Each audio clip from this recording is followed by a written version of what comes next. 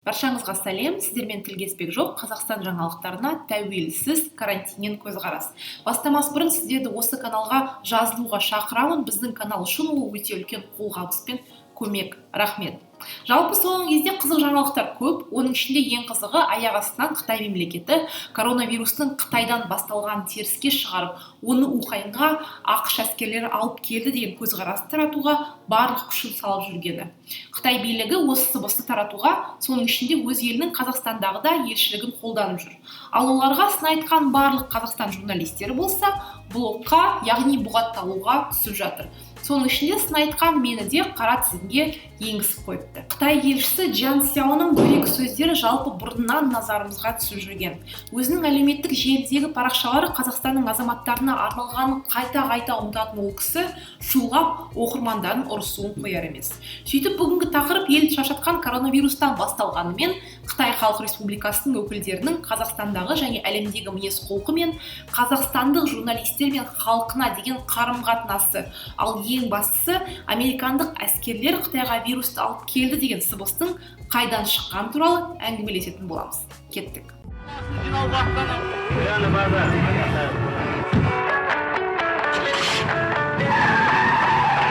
Елді шулатып жүрген Қытай елшісі Джан Сяо деген кім? Елшіліктің сайтындағы ақпаратқа сүйенсек, ол 88 жылдан бастап Совет қауымдастығында, ал одан соң Украина, Беларусь, Ресей, Өзбекстан және Орталық Азия бойынша елші болып жұмыс істеген екен. Көріп отырғаныңыздай тәжірибесі мол адам. 2018 жылы Джан Сяоны Қазақстанда елші ретінде тағайындады. Осындай тәжірибелі адамды Қазақстанға қоюының басты себебі ақш пен Қытай арасындағы қарым-қатынастың шиеленісуі мен Шыңжаңдағы мұсылмандар лагерлері туралы ақпараттың кеңінен тарай бастағанда болуы керек. Қазақстан бұл екі ірі ел үшін жіліктің майлы басындай. Бізге ықпал етуге барынша бақталасуының себебі осында. Сондықтан Қазақстандағы Қытай елшілігі өз жұмысында назарының көбін жергілікті халықпен қарым-қатынас орнатуына емес, ақшпен бөліп отыр. Тіпті Қытай елшілігінің ресми сайтында қазақ тілді нұсқасы атымен жоқ. Қалың елдің назарына Джан Сяо өткен жылы түскен болатын. Азаттықтың тілшісі Өркен Жоямерген ол кісіден лагерлер туралы сұрақ қойғанында теріске шығарып, соңынан журналисті қуып жіберуге де әрекет жасаған.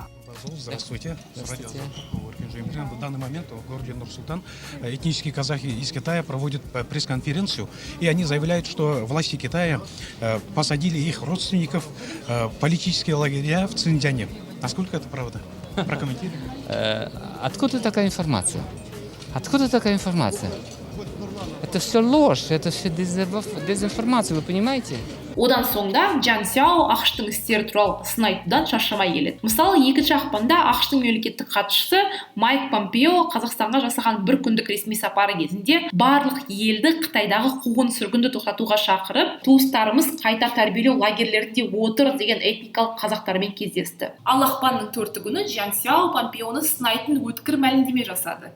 Сяо ақш мемлекеттік хатшысы Помпео өзін көбіне мәнсап құмар етіп көрсететінін, бүкіл әлем оның сақ пікіріне куә болғанын айтып, Помпеоға шынымен қазақстандықтардың қамын ойлап жүрсіңдер ме деген сұрақ қойды. Одан соң Джан Сяо ақш мемлекеттік департаментінің Қытай қазағы Сайрагүл Сауытбайды батыл әйел сыйлығымен марапаттауын сынады. Қазақстан босқын мәртебесін бермеген соң өткен жылы Швецияға кеткен Сайрагүл Сауытбай алғашқылардың бірі болып Қытайдағы қайта саяси тәрбиелеу лагерлеріндегі азаптау мен күштеу шараларды айтып, халықаралық қауымдастық мәселеге назар аударған еді. Джан Сяо бұл сыйды Қытайдың ішкісіне араласуға бағытталған араңдату әрекет деп бағалады. 4 наурызда Вашингтонда Сайрагүл Сауытбай мемлекеттік департаменттің режиссерлығымен әлдебір ерлігі үшін белгісіз бір сыйлықты алыпты. Бұл Қытайдың ішкісіне араласуға бағытталған көпе-көрнеу араңдау. Шараның өзі бастан аяқ қызықсыз цирк болғанымен, Вашингтонның түпкі арам ойын әшекерлеп берді. Шыңжаңдағы терроризм мен экстремизммен күресте үлкен жетістікке жеткенімізді көзге ілмейтін Вашингтон соңғы жылдары Шыңжаң мәселесін асыра сілтеп жіберді. Түрлі жалаларды таратып, Шыңжаңда тұрақсыздық орнату арқылы Қытайдың түбіне жетпек. Алайда олардың арам ойы әрдайым іске аспай қала береді. Шыңжаң бұрынғыдан да тұрақты аймаққа айналып, халқы бейбіт әрі бақуатты өмір сүріп жатыр. Тәжірибеміз көрсеткендей, Қытай ойлап тапқан экстремизммен күрес тәсілі жемісін берді. Бұл Қытайдың терроризм мен экстремизммен күреске қосқан зор үлесі. Вашингтон өз өтірігіне өзі сеніп жүр. Бұл олардың надандығының белгісі. Өтірікті 100 рет қайталасаң да шындыққа айналмайды. Марапаттаумен байланысты мына цирк ақштың идеологиялық вирустың ең үлкен көзі екенін көрсетті. Батырға байланысты айтарымыз, ол Қытайда да, Қазақстанда да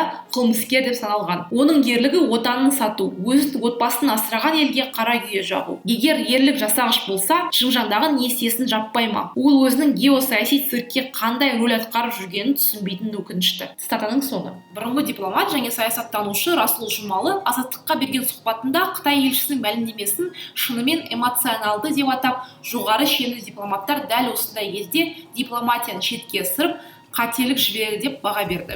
Саясаттанушы Қытай Қазақстандағы белгілі ойыншы болғанына қарамастан жақсы бедел қалыптастыруға келгенде аз күш жұмсады деп есептейді. Қазір Шыңжаңдағы жағдайға кезінде жер митингілеріне байланысты болған көңіл күй Қытайдың үлкен қателігінің нәтижесі. Бұл Қытайдың азаматтық қоғаммен, үкіметтік емес ұйымдармен, ақпарат құралдарымен жұмыс істемегенін көрсетеді. Олар белгілі бір мәселені шешуде Қазақстан билігімен, ресми тұлғалармен келісті, бірақ қоғаммен, халықпен жұмыс істеген жоқ. Қазір соның зардабын тартып жатыр. Қытай қазір беделін көтергісі келсе, сенімді қайтаруға күш салу керек шығар. Цитатаның соңы. Ал ТМД елдері бойынша сарапшы журналист Аркадий Дуванов Қытай елшісінің мәлімдемесі Пекиннен алынған тапсырмаға сай жасалған деп есептейді. Ол Қытай елшісінің Өзбекстанда айтқандарда осыған ұқсас, тіпті әлдеқайда қатаң формада болғанын айтады. Бұл сюжет қос жолбарыстың қазақ даласындағы күресін бейнелейді. Орталық Азия мемлекеттері шынайы күрестің куәсі болып отыр. Бірақ мұның Қазақстанға еш әсері болмайды. Қытай елшісінің мәлімдемесі Қазақстанның Қытайға тәуелділігін көрсетеді. Цитатаның соңы. Ал енді соны қойып, Қытай коронавирустың қайдан шыққаны туралы жаңа шындықтан алыс ақпараттарды тарата бастады. Оны Нью-Йорк Таймс журналистері Қытайдың әр елдегі елшілерінің әлеуметтік желілеріне талдау жасап, Қытай билігі енді вирус Уханьда анықталса да, оны ақш арнайы әкелген деген хабар таратып жатқанын көрінеді. Мысалы, Қытайдың оңтүстік Африкадағы елшісі Твиттеріне былай деп жазыпты: ақштың бізді кінәлап жатқанына таң қалмаймын. Беделді көздер коронавирустың Қытайдан шықпағанын және Қытайда жасалмағанын анық көрсетеді. Ғалымдардың тұжырымы бәрін анықтайды. Цитатаның соңы. Ал Бразилиядағы Қытай елшісі болса, тіпті Бразилияның президентінің ұлына да қоқан-лоққы көрсеткен көрінеді. Бразилия президентінің ұлы әлеуметтік желісіне коронавирус пандемиясына кінәлі кім екенін бәрі біледі. Ол Қытай коммунистік партиясы деп жазбаны бөлісіпті. Қытай елшісі Ян Ван Минг бұған өте дөрекі жауап берді. Оның сөздері Қытай халқы мен Қытайды балағаттау болып табылады. Бұл жігіт Майамиге барып келіп, сол жақтан психологиялық вирусты жұқтырған көрінеді. Өкінішке орай, сіз халықаралық көрінісі немесе ақыл есі жоқ адамсыз. Сіз Қытайды да, әлемді де білмейсіз. Сізге ақштың Бразилиядағы дауысы болуға асықпауыңызға кеңес береміз. Салдары болуы мүмкін. Цитатаның соңы. Одан басқа Қытай пропагандасы өздерін коронавирусты жеңген туралы мадақ сөздерді қайта-қайта айтып, өздерін әлемдік көшбасшы санайтында алға қоюда. Бірақ сарапшылардың айтуы бойынша, егер Қытай билігі вирусқа бірінші күннен бастап назар аударғанда, бүкіл әлемге тарап кетпес еді. Қытай билігінің бұл кампаниясына Джан Сяо да қосылып, 14 наурыз күні Твиттер мен Фейсбугіне былай деп жазыпты: сіз вирус басталғанда не істедіңіз? Геосаяси ойындар, ішкі саяси мәселелер және Қытайды жамандаудан басқа ештеңе бітірген жоқсыздар. Сендер қытайлықтар әлемнің барлық елдері үшін ұтып алған құнды уақытты бекер жоғалттыңдар. Өздерің өз елдерінің денсаулық сақтау құрылымдарының шенеуніктерінің індетке қатысты ескертулерін өтірік деп атап, жағдайдың бақылауда екенін айттыңдар. Енді вирус көптеген мемлекеттерге таралып, 40-тан астам адам қайтыс болған кезде сіз бірден абдырап қалдыңыз. Цитатаның соңы. Осылай эмоционалды жазған үлкен пост алдымен кімге арналғаны белгісіз. Бірақ Қытайдың Қазақстандағы елшісі жазғандықтан қазақстандықтарға арналған деген ой логикалық түрде бірден туады емес пе? Осындай посттар жазудың дипломат атағына сәйкес келмейтінін былай қойып, Қазақстанда синофобияның онсыз да өршіп тұрған кезінде былай деп жазып, жергілікті халықты менсінбей аяқ асты етіп отыр. Бірақ осылай жауап жазғанымда мені қара тізімге енгізіп қойды.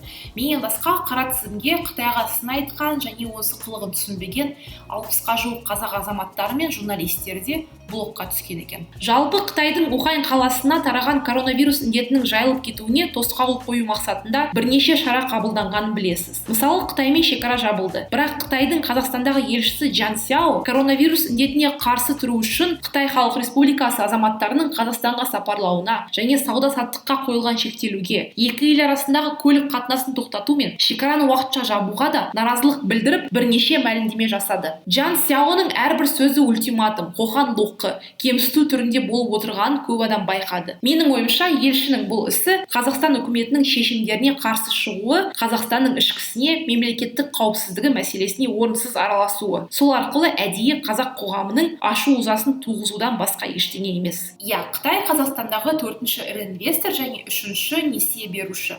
Қазақстанға инвестиция құятын елдердің алғашқы үштігінде Нидерланд, ақш және Швейцария бар.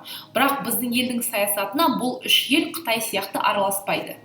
Біз елшіліктің жұмысын әрі қарай бақылап, жаңа шығарылымда ақпаратты жаңартатын боламыз. Бүгінге осы, міндетті түрде каналға жазылып, пікіріңізді қалдыруға ұмытпаңыздар. Назарыңызға рахмет, амандықта көріскенше.